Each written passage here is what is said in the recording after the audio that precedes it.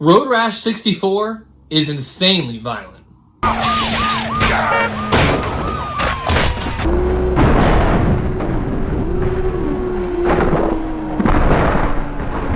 And I'm going to be starting a new series today talking about the most underrated games, but also the most violently made underrated games. Games that are just not very much talked about in the video game world, where the violence is really over the top and really ridiculous. Now I know right off the bat you're thinking with Road Rash 64, it's a T-rated game. It's not that violent. There's no blood. And you'd be right, there is no blood. But in this game I don't think that there needs to be blood. Think of all the crashes you can do, all the sound effects. On paper, Road Rash has to be one of the most violent games on the Nintendo 64, as well as the most underrated. You're a big biker dude, you get to choose all the weapons that you want, a stun gun, a pipe, a bat with spikes on the end of it. That's pretty violent overall, even for a T-rated game. This is one of the first games where I felt like I experienced ragdoll physics. I mean, depending on the angle that you're driving, depending on the angle that you hit a car or hit somebody else, your body just goes flying in the air like crazy.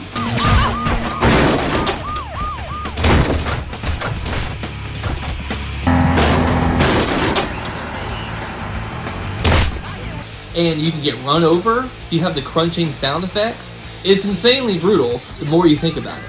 I mean, just listen to the rap sheet after you're done. No!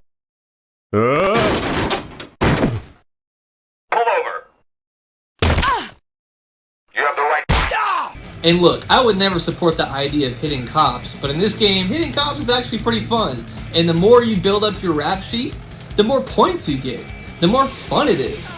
I remember as a kid all the time, my mom would take me to Blockbuster on Fridays after school, because if she could just spend $10 per weekend for me not to bother her, she's gonna do it every single time.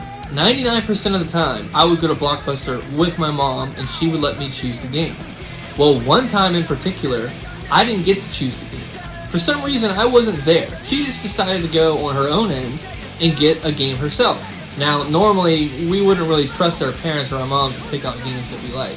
But I remember specifically this Friday, it was probably 6, 7 o'clock at night, and she came in the house, and she said, hey, I went to Blockbuster to go get a movie. I saw that there was a new game out, so I decided to get it for you for this weekend. And that game happened to be Road Rash. It's safe for me to say that I have rented Road Rash more times from Blockbuster growing up than any game ever. And if you were a kid like me back in the day where we had to go to Blockbuster and choose a game for a weekend, and that just had to be what it was, Road Rash was always a safe bet for me. Just because I felt like every race would provide something different. It always felt like something new was going to happen during the race. I'd put a pipe in someone's tire. Their body would fly to the left side of the road, a car would hit them, brutality would commence. Also, talking about Road Rash 64, let's not forget about the soundtrack. The soundtrack's great. Again, very underrated. Mean Machine by Sugar Ray. It took me a long time to realize that was even Sugar Ray who made that song.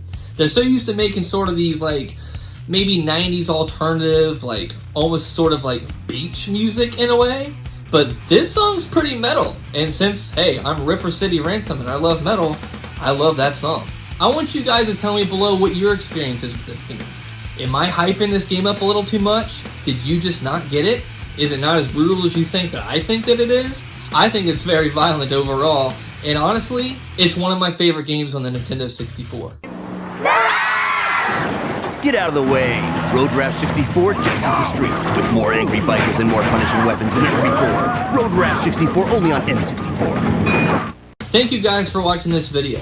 The next game I'm going to talk about is going to be The Punisher on the Xbox and PS2, a game where I feel like just doesn't get any love at all, and it's extremely violent. So we're going to talk about that in depth, and it's going to be pretty gruesome. Thanks for watching again.